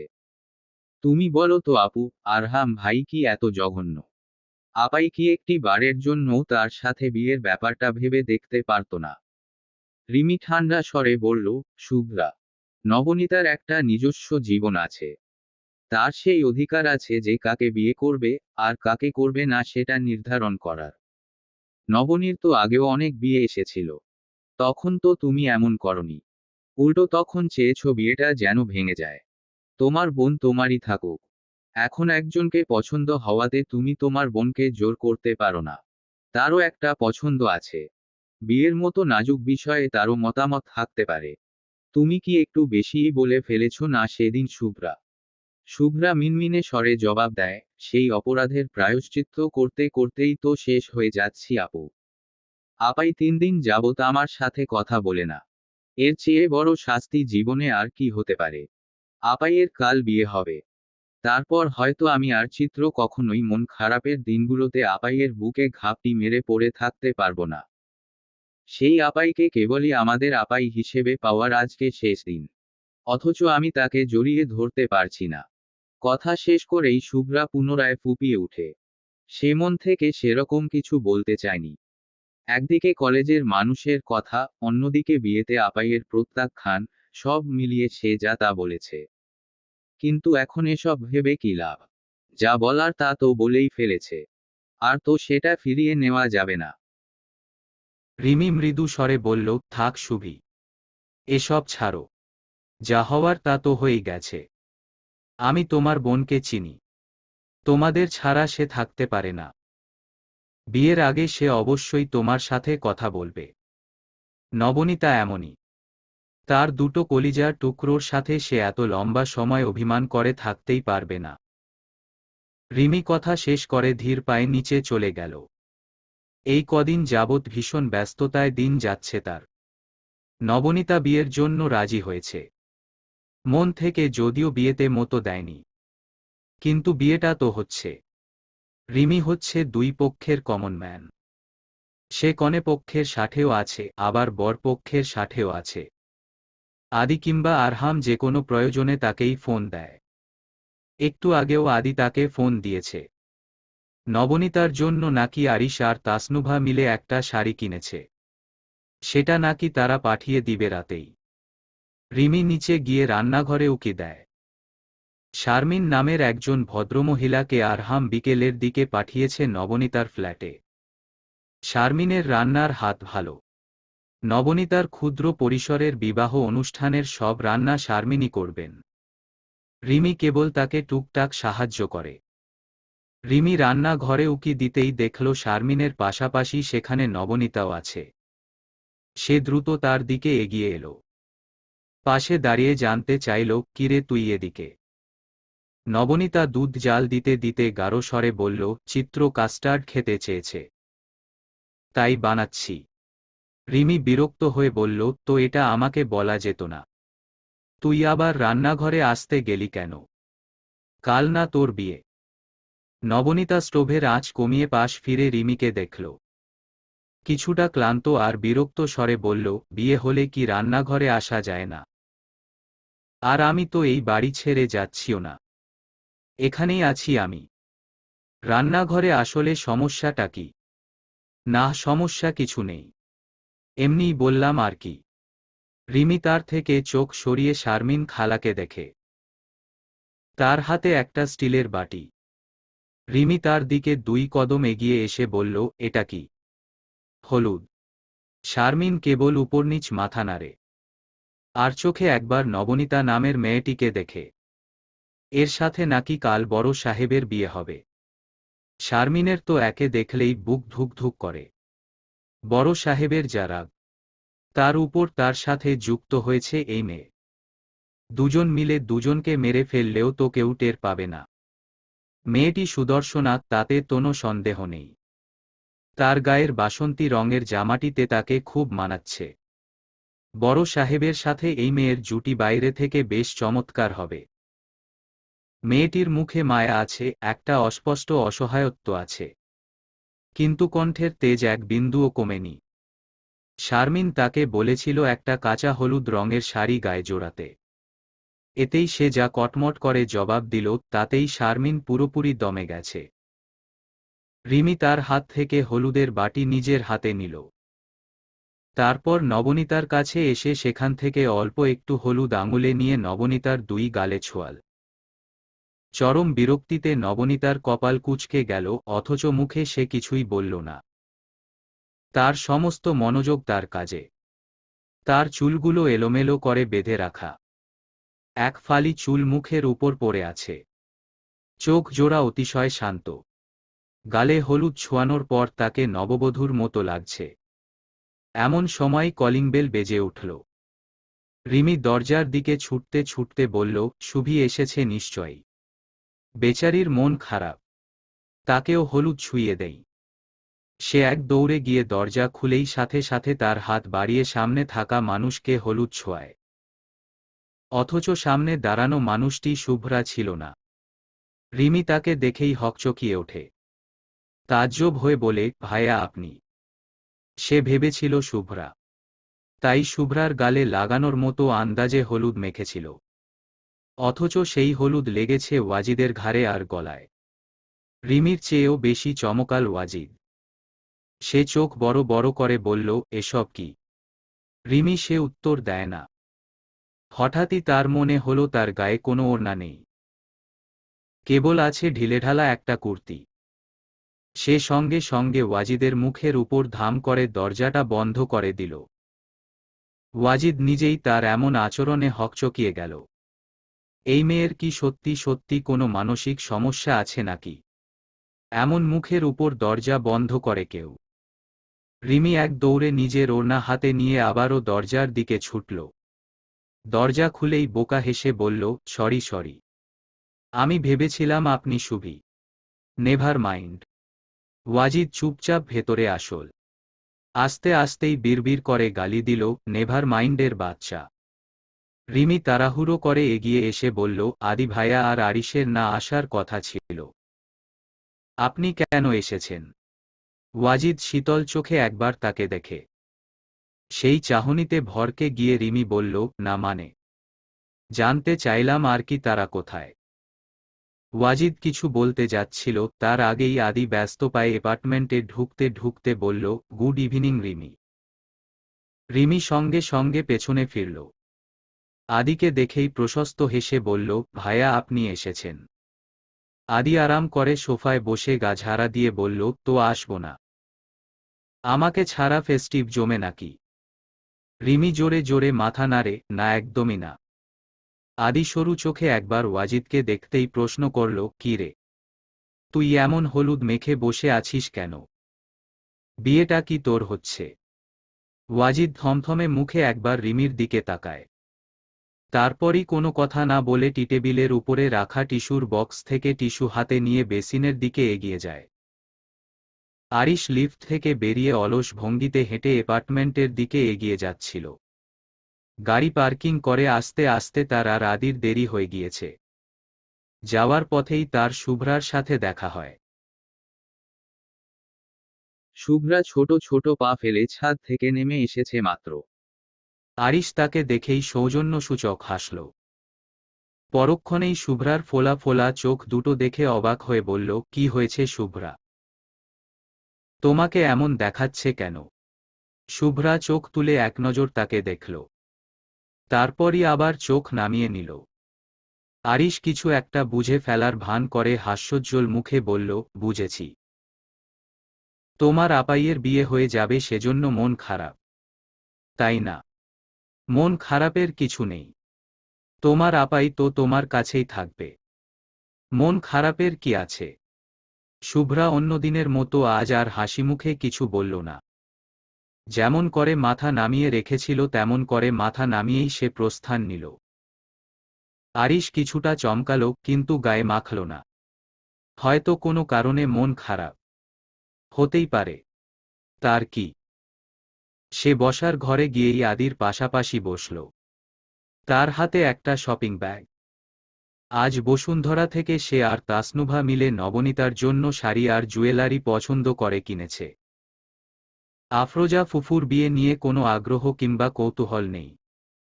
আরিশ আর তাসনুভাই সবকিছু নিয়ে আগ্রহ দেখাচ্ছে। আরিশ তার হাতের ব্যাগটা রিমির দিকে বাড়িয়ে দিয়ে বলল, আপু এটা রাখো তোমার কাছে। আমি আর তা সেটা আপুর জন্য পছন্দ করেছি। রিমি হাসিমুখে ব্যাগটা হাতে নেয়। মন খারাপ করে বলে, তাসনুভাকে আনলে না কেন? সে থাকলে ভালো লাগত। আদি চুল ঠিক করতে করতে খানিকটা আফসোস করে বলল, আর বলো না, এইটুক কেনাকাটা করেই সে টায়ার্ড। রাতে আবার ঔষধ খেতে হয়, তাই আর আনিনি। সমস্যা কি? কাল তো আসবেই। রিমি জবাবে কেবল মাথা নাড়ল। তখনই নবনীতা রান্নাঘর থেকে বেরিয়ে এলো। সে মাথায় ঘোমটা দিয়েছে। তাকে সত্যি সত্যি নববধূর মতো দেখাচ্ছে। ওয়াজিদ তাকে দেখেই দ্রুত চোখ নামিয়ে নিল। তার দৃষ্টি মার্বেলের টাইলস বসানো ফ্লোরের দিকে। নবনীতা তাদের সামনে এসেই থমথমে মুখে বলল, খেয়ে যাবেন আপনারা? রান্না হয়ে গেছে। কথা শেষ করেই সে একটা ট্রেতে কয়েকটা কাস্টার্ডের বাটি তুলে তাদের সামনে নিয়ে রাখল। নিচু স্বরে বলল, আগে এটা খেয়ে নিবেন। বলেই সে সম্মুখ গতিতে হেঁটে নিজের ঘরে চলে গেল। আরিশ একটা শ্বাস ছেড়ে বলল, এখনো মন খারাপ আপুর? আদি নিজেও দীর্ঘশ্বাস ছেড়ে বলল, তাই তো মনে হচ্ছে। যাকগে, এসব কোনো ব্যাপার না। ঠিক হয়ে যাবে সব। একটু সময় দে। সে রাতে তারা রাতের খাবার নবনীতার ফ্ল্যাটেই করল। চিত্রা পুরোটা সময় তাদের সাথে ছিল। আর শুভ্রা ছিল নিজের ঘরে, বইয়ের পাতায় মুখ গুজে। তার বইয়ের পৃষ্ঠাগুলো ভিজে যাচ্ছিল তার চোখের পানিতে। সে পানি মুছে আবার পড়ার চেষ্টা করল। কিন্তু গত 3 দিনে সে সত্যি বলতে কিছুই পড়েনি। মনটা ভীষণ আকুপাকু করছিল তার। সে শেষমেশ উঠে দাঁড়ায়। এক দৌড় দেয় নবনীতার ঘরের দিকে। নবনীতা তখন ঘরেই ছিল। সে একটু আগে নামাজ শেষ করেছে। তারপর এই বাদল দিনেই ঠান্ডা পানিতে গোসল করেছে। চুলে প্যাঁচানো তোয়ালেটা দিয়ে চুল মোছার সময় কোথা থেকে ছুটে এসে শুভ্রা তাকে শক্ত করে জড়িয়ে ধরল। নবনীতা তার আকস্মিক ছুটে আসাতে 2 কদম পিছিয়ে গেল। তাল সামলে নিতেই কঠিন গলায় বলল, আমাকে ছাড়ো শুভ্রানী। কাজ আছে আমার। শুভ্রা মাথা তুলে হতবাক হয়ে বলে, আপাই, আমি তোমার শুভি। শুভ্রানী কেন বলছো? নবনীতা নিজেকে তার থেকে সরিয়ে নিল। চুলের পানি ঝাড়তে ঝাড়তে গাঢ় স্বরে বলল, তুমি কি আমি জানি? যাও, খাবার রান্না হয়েছে। খেয়ে নাও। সে এগিয়ে যায় কিছুটা সামনে। হঠাৎই ঘুরে দাঁড়িয়ে শুভ্রাকে দেখে হাসি মুখে বলে, বিয়ে করছি আমি কাল। তোর নষ্টা বোন কাল বিয়ে করছে। এবার থেকে তোরা শান্তিতে বাঁচবি। আরহাম তার জীবনে জীবনসঙ্গী রূপে চেয়েছিল একেবারে স্বামীভক্ত, ঘরকনে, সংসারী আর স্বল্প শিক্ষিত মেয়ে। যতটুকু শিক্ষা না জানলেই নয়, অতটুকু জানাই যথেষ্ট। এর বেশি জানার তো কোনো প্রয়োজন নেই। আরহাম স্ত্রী হিসেবে যে মেয়েটিকে চেয়েছিল, সেই মেয়ের মাঝে অবশ্যই নিজেকে আরহামের বাড়ির 4 দেয়ালের মাঝে বন্দি করে রাখার মতো মানসিকতা থাকা দরকার ছিল। অথচ আরহামের সাথে এমন কিছুই হয়নি। যে মেয়েটির সাথে তার বিয়ে হচ্ছে, সেই মেয়েটি উচ্চশিক্ষিত। পদার্থবিজ্ঞানে গ্র্যাজুয়েশন শেষ করেছে। মেয়েটা মোটেই নিজেকে 4 দেয়ালের মাঝে বন্দি করে রাখার মতো চিন্তাভাবনা পোষণ করে না। স্বামীভক্ত হওয়ার তো প্রশ্নই আসে না। উল্টো স্বামীর নাম শুনতাই সে মুখ কুঁচকে নেয়। মেয়েটি চাকরি করে। আশ্চর্যের ব্যাপার, আরহামই তাকে চাকরি দিয়েছে। সে প্রগতিশীল চিন্তাধারার মানুষ। মেয়েটি সাহসী, প্রতিবাদী, স্পষ্টভাষী। মোদ্দা কথা, মেয়েদের ব্যাপারে যা কিছু আরহামের অপছন্দ তার সবটাই এই মেয়ের মাঝে আছে। কিন্তু আশ্চর্যের বিষয়, এতগুলো অপছন্দের বিষয় তার মাঝে বিদ্যমান থাকা সত্ত্বেও আরহামের তাকে পছন্দ। সবকিছু ছাপিয়ে তার যেই সত্তাটি শাহরিয়ার আরহামকে মুগ্ধ করেছে, তা হল তার পরী আপাই নামক রূপভেদ। একটি তেইশোর্ধ্ব তরুণী, যে তার জীবনের সবচেয়ে সুন্দর বয়সের মধ্যে দিয়ে যাচ্ছে।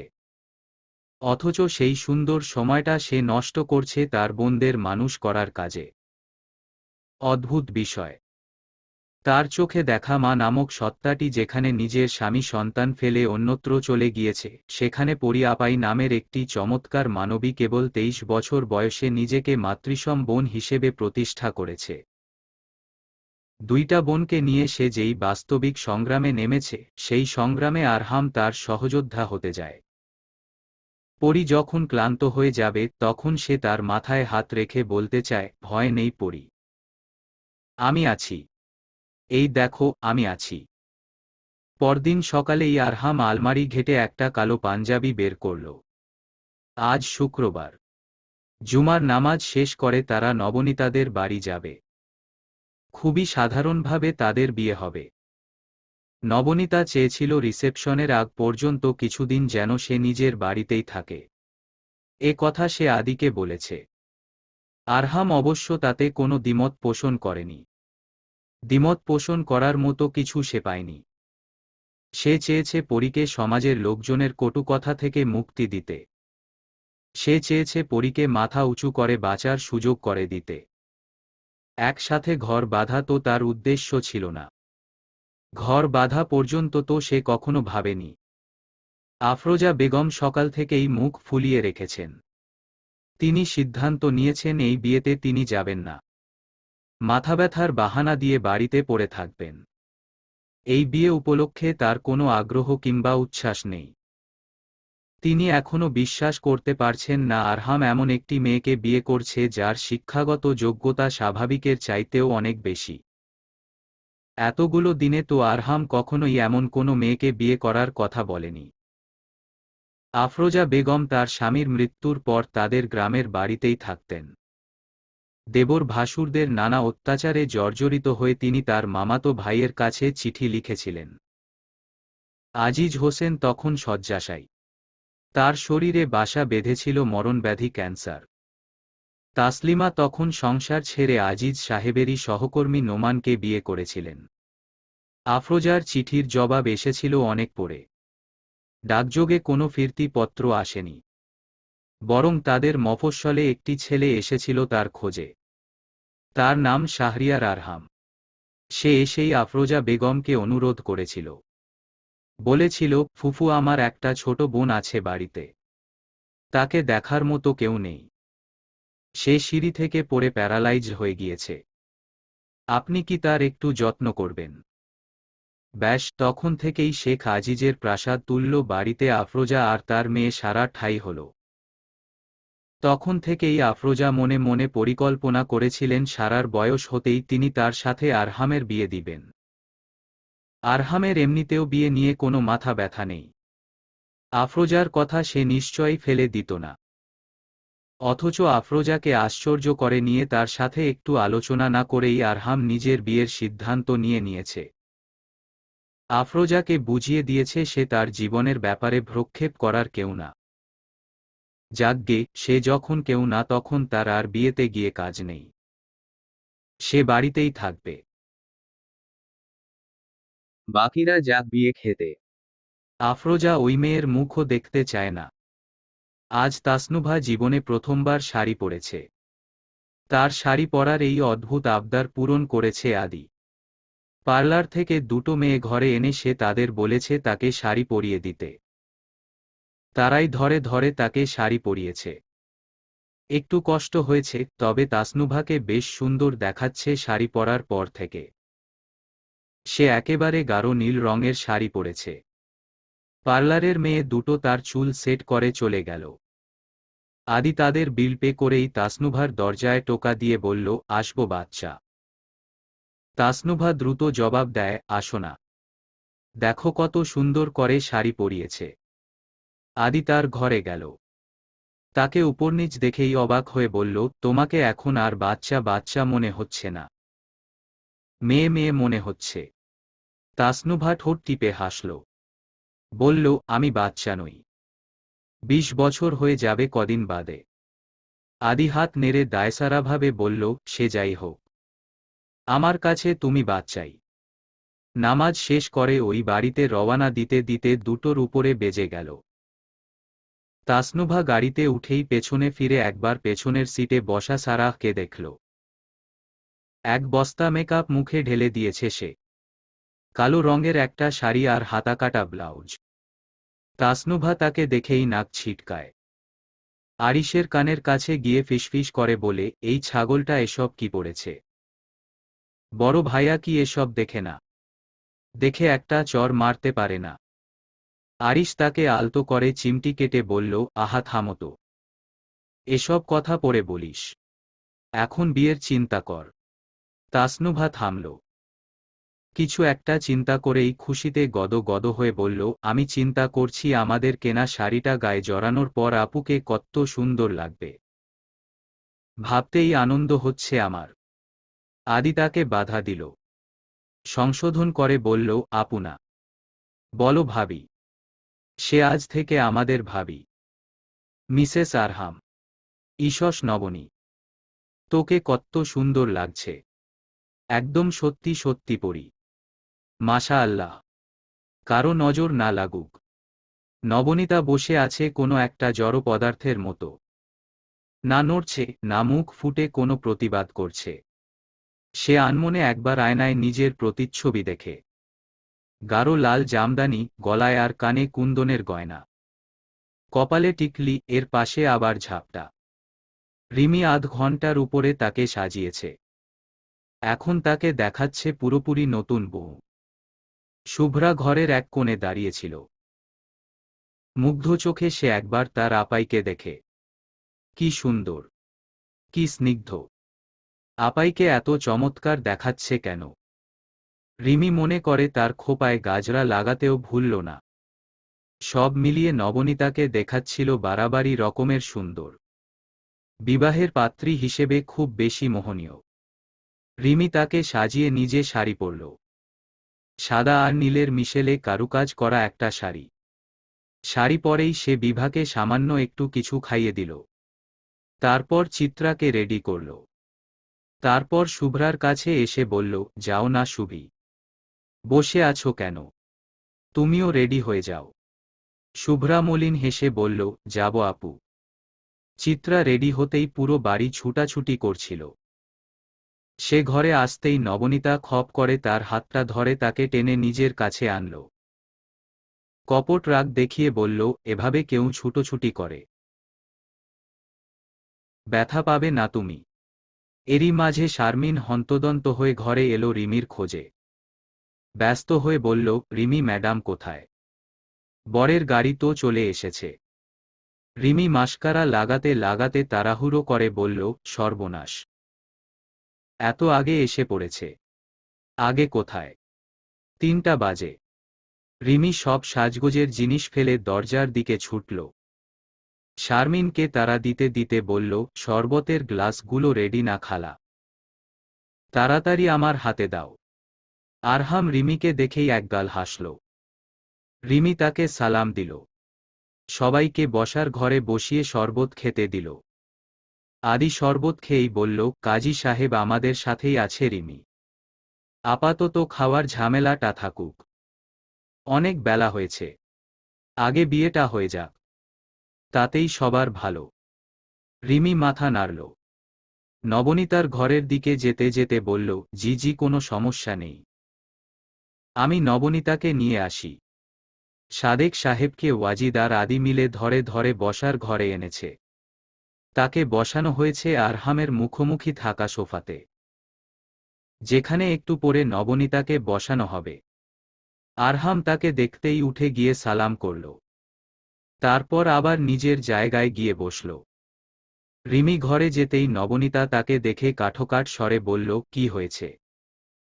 এখনই বিয়ে হবে নাকি? রিমি ছোট করে জবাব দেয়, হু। সে তাকে ধরার আগেই নবনীতা নিজ থেকে উঠে দাঁড়ায়, খুবই সাবলীল গতিতে দরজার দিকে এগিয়ে যায়। শুভ্রা দরজার এক কোণায় গুটি গুটি মেরে দাঁড়িয়েছিল। নবনীতা ঠিক তার মুখোমুখি দাঁড়াল। ম্লান হেসে বলল, আমি বিয়ে করতে যাচ্ছি শুভ্রানী। তোমাকে আর আমার কারণে হেনস্থা হতে হবে না, আমার কারণে আর তোমার কোচিং মিস দিতে হবে না। দোয়া করি আমার মতো জঘন্য মানুষ যেন তোমার জীবনে আর না আসে। দুঃখিত, আমি তোমার কাছে মাফ চাইছি। আর কোনোদিন তোমার কষ্টের কারণ হব না। তুমি ভালো থাকো। নবনীতা কথা শেষ করেই সোজা হেঁটে গেল বসার ঘরের দিকে। শুভ্রা দুহাতে মুখ চেপে ছুটল নিজের ঘরের দিকে। রিমি স্তব্ধ হয়ে ঠায় দাঁড়িয়ে রইল কিছুক্ষণ। তারপরই একটা দীর্ঘশ্বাস ছেড়ে বসার ঘরের দিকে পা বাড়াল। নবনীতা খুব স্বাভাবিকভাবে সাদেক সাহেবের পাশে গিয়ে বসল। তার ইদানিং নিজেকে অনুভূতিশূন্য মনে হয়। আরহাম চোরা চোখে একনজর তাকে দেখে। একবার দেখার পরই সে সব ভুলে ড্যাব ড্যাব করে তাকে দেখতেই থাকে। এই মেয়েটিকে দেখে তার মাথায় একটি শব্দই আসছে, সেটা হলো ভয়ঙ্কর সুন্দর। কাজী গোলাম সিদ্দিক রেজিস্টার খাতা খুলে বিয়ে পড়ানো শুরু করেন। নবনীতা টের পায় এই মুহূর্তে এসে সে সাংঘাতিক রকমের দুর্বল হয়ে পড়েছে। আশ্চর্যের বিষয় তার দুই চোখ ঝাপসা হয়ে যাচ্ছে। সে কিচ্ছু দেখতে পাচ্ছে না। আজ তার দুজন মানুষের কথা খুব মনে পড়ছে, তার বাবা আর তার মা। বাবা নামের বটবৃক্ষটি আর তার পাশে নেই। সেই মায়াভরা মুখের অধিকারী লোকটা তার সাথে নেই। তার পরীর আজ বিয়ে হচ্ছে, অথচ সে দেখতে পাচ্ছে না।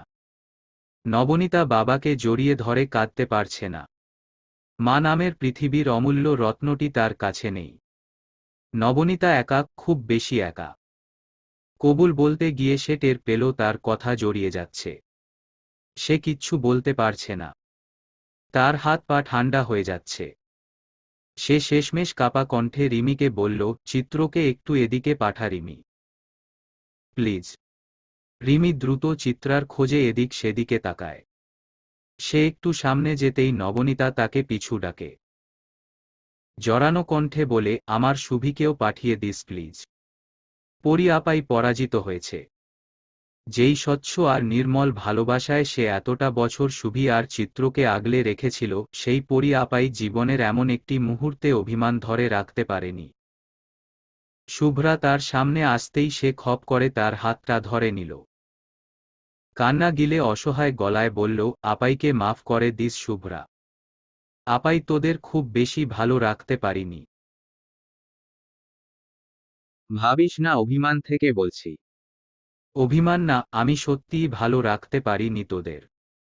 শুভ্রা সোফাতে বসেই তাকে শক্ত করে জড়িয়ে ধরে কতক্ষণ হাউমাউ করে কাঁদল।